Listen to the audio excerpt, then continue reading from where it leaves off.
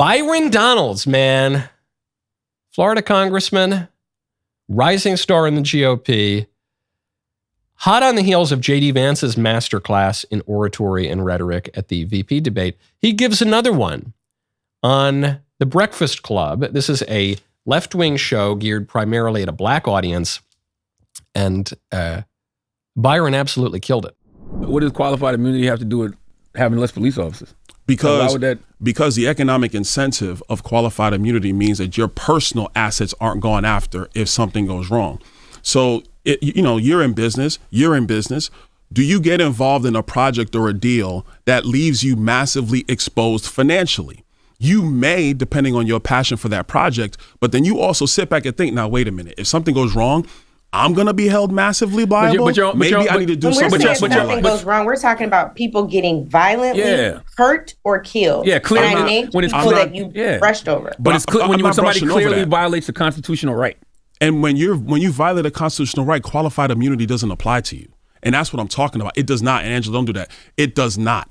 I thought that was the definition.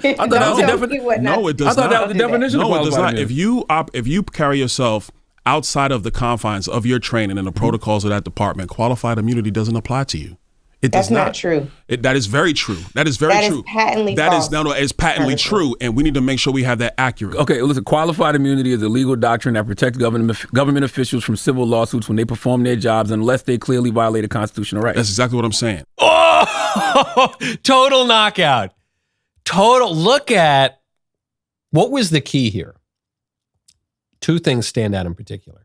And this is a lesson I want every Republican who's in any way in public life, from the U.S. Capitol down to the PTA, I want you to write this down. First of all, he's calm. He's calm, he's firm, he's direct, but he's calm the whole time. Even as that woman that's trying to grill him is starting to get a little emotional, he's just remaining calm but firm. But second of all, he knew his stuff. He knew the issue well.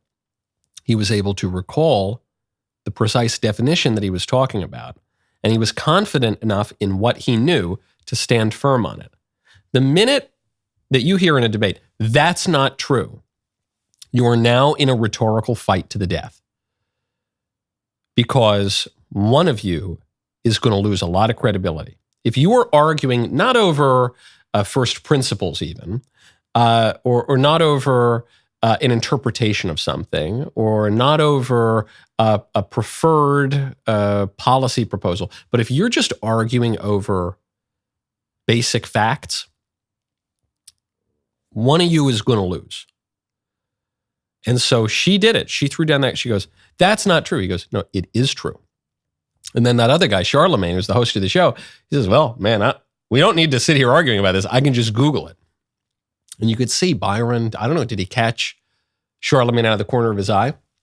He didn't try to double down and fight what's-her-face on it. He just let it go. He said, no, it is true. And Charlemagne looks up, he's like, oh yeah, it turns out Byron's right. Masterclass. Absolutely killer. Between Byron and J.D. Vance and Vivek Ramaswamy and this whole crop of young Republican politicians, I feel great about Republicans' rhetorical skill. I don't see any analog on the left. That was a good clip. Now hold up, ring the bell, subscribe to the Michael Knowles YouTube channel, and we will see you next time.